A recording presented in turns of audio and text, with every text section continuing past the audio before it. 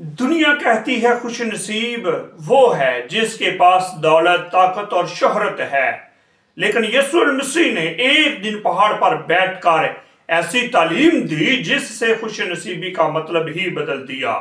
یسوع مسیح نے کہا، مبارک ہیں وہ جو دل کے غریب ہیں۔ آج ہم بائبل کے اس عظیم حصے کو سمجھیں گے جسے پہاڑی واز کہا جاتا ہے۔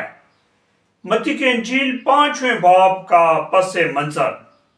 ایک دن بہت سی بھیڑ یسوع مسیح کے پاس آئی۔ یسوع مسیح پہاڑ پر بیٹھ گئے اور اپنے شاگردوں کو تعلیم دینے لگے۔ یہ تعلیم مسیحی زندگی کی بنیادی تعلیمات میں سے ایک ہے۔ متی کی انجیل 5ویں باب کی 3 آیت میں، مبارک ہیں وہ جو دل کے غریب ہیں کیونکہ آسمان کی بادشاہی انہی کی ہے۔ دل کے غریب ہونے کا مطلب ہے عاجزی، خدا پر مکمل انحصار، اپنی روحانی ضرورت کو پہچاننا۔ جو شخص سمجھتا ہے کہ اسے خدا کی ضرورت ہے وہی حقیقی طور پر خوش نصیب ہے۔ اور دوسرا نقطہ ہے، مبارک ہیں وہ جو ماتم کرتے ہیں۔ متی کی انجیل 5ویں باب کی 4 آیت میں لکھا ہے، مبارک ہیں وہ جو غمگین ہیں کیونکہ وہ تسلی پائیں گے۔ یہاں پر صرف غم کی بات نہیں ہو رہی، یہ گناہ پر افسوس کرنے کی بات ہے۔ جب انسان اپنے گناہ پر دل سے پچھتاتا ہے تو خدا اسے تسلی اور معافی دیتا ہے۔ تیسری بات، مبارک ہیں وہ جو حلیم لوگ ہیں، کیونکہ متی کی انجیل 5ویں باب کی 5ویں آیت میں لکھا ہے، مبارک ہیں وہ جو حلیم ہیں کیونکہ وہ زمین کے وارث ہوں گے۔ حلیم ہونے کا مطلب کمزور ہونا نہیں، بلکہ اس کا مطلب ہے صبر، نرمی، غصے پر قابو پانا۔ اور پھر چوتھا نقطہ ہے، راست بازی کے بھوکے اور پیاسے۔ متی کی انجیل 5ویں باب کی 6 آیت میں لکھا ہے، مبارک ہیں وہ جو راست بازی کے بھوکے اور پیاسے ہیں کیونکہ وہ آسودہ ہوں گے۔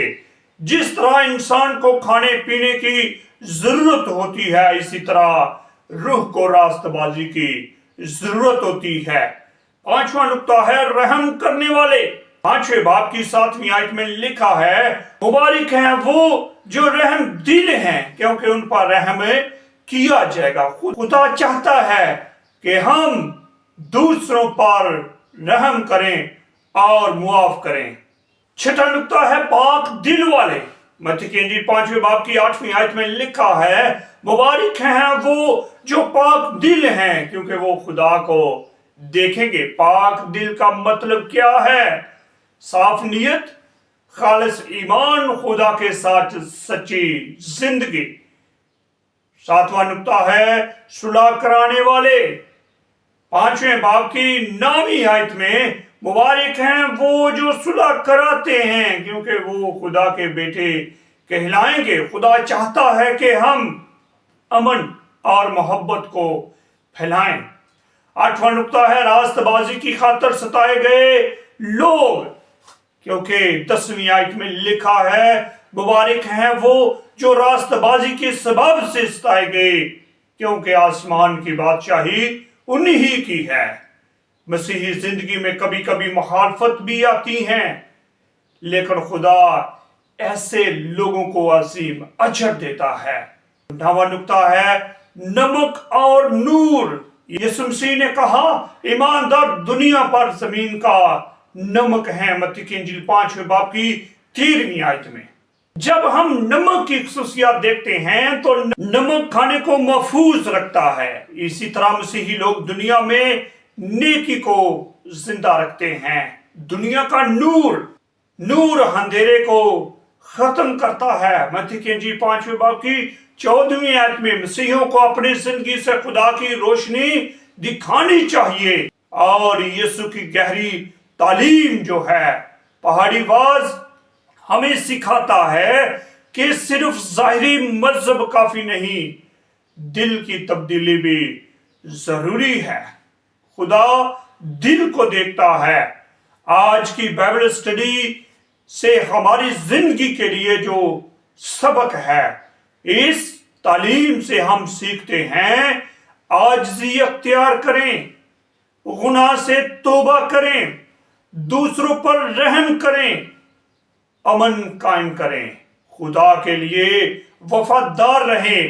نتیجہ پہاڑی واز ہمیں بتاتا ہے کہ حقیقی خوش نصیبی دنیا کی کامیابی میں نہیں بلکہ خدا کے ساتھ تعلق میں ہے، اور یہ تعلیم ہمیں یسوع مسیح کی طرف لے جاتی ہے۔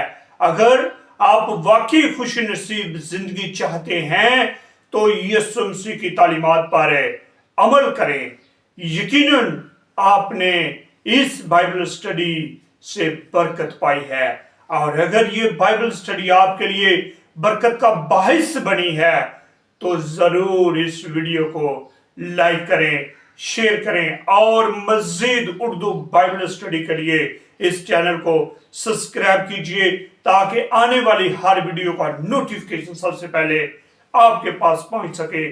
خدا مجھے اور آپ کو آج کے اس بائبل اسٹڈی کے وسیلہ سے بڑی برکت دے۔ آمین ثم آمین رب العالمین۔